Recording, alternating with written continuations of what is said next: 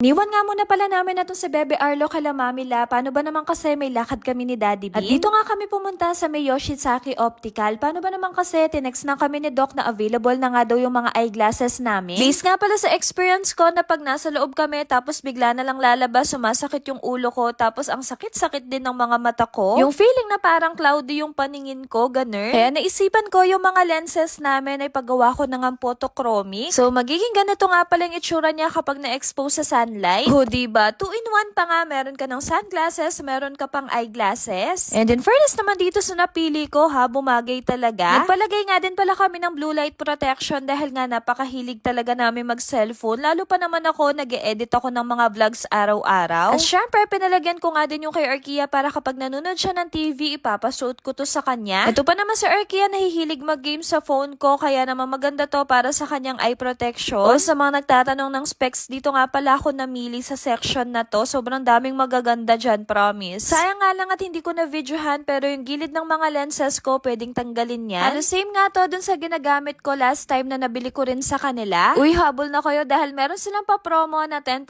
off to 30% off. Ongoing nga din yung kanilang sale for as low as 998 pesos. Bali, all-in-one package na nga pala to, nakasama yung frame, regular lenses, and comprehensive eye check-up. Sobrang dami nga ng choices na pwedeng pagpilian dito and ang gaganda talaga ng mga frames nila. Kaya naman kung naghahanap kayo ng eyeglasses na affordable pero quality, mararecommend ko sa inyo ang Yoshitsaki Optical. And share ko na nga din pala sa inyo yung mga ino-offer nila na services. Kaya naman, thank you so much, Doc, and sa mga staff nila na napaka-accommodating. Ito nga palang pinuntahan ko, ito yung kanilang Angeles branch, pero meron din naman sila sa may San Fernando. Sa mga oras nga na yan, nagmamadali na kami dahil nga meron pa kaming event na pupuntahan. Naabutan pa nga kami ng stop, kaya sabi ko dito kay Daddy Bean, mag-video-video na muna kami at pamilings nga namin na tong mga salamin namin. 2 oras na nga kaming late ng Daddy Bean, kaya wala na kaming inabutan sa may event center. Kaya naman dumiretso na lang kami dito sa may SMX Convention Center, Clark. At dito nga gaganapin sa Pampanga ang first ever ICC Summit. Ang dami nga namin na-meet na mga kapwa naming content creators, kaya kung gusto niyo rin mapanood yung vlog ko, i-visit nyo na lang yung profile namin. Then fast forward, bago nga pala kami umuwi, dumaan na muna kami dito sa may Extremely Espresso para mag-dinner. At syempre, kasama namin yung mga kumare namin at sa mga oras nga na yan, parang hindi kami galing sa kainan kasi gutom na gutom kaming lahat. Napag-isip-isip namin na mag-dinner na muna bago umuwi ng bahay at para magkaroon pa kami ng mas mahabang banding. So yung mga kumare ko, nag-rice nga pala sila pero kami ng Daddy Bean, mas pinili namin na mag-pasta. Habang busy nga pala ang lahat na nagkwakwentuhan, kami naman ng Daddy Bean ay for the kain. Ewan ko ba kapag kasi kumakain ako, gusto ko talaga ninanamnam ko yung pagkain ko. And in fairness naman dito sa mga pinag-order namin, napakasarap. Hindi na nga pala kami nakapag-video,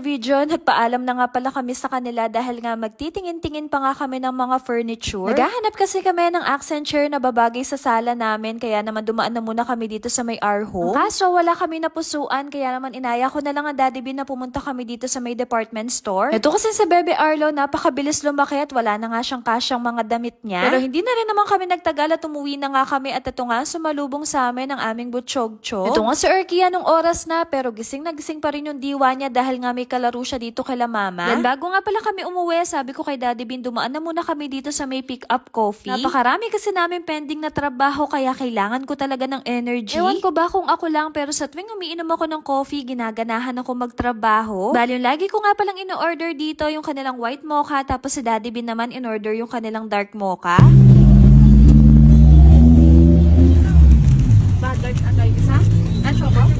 Dark.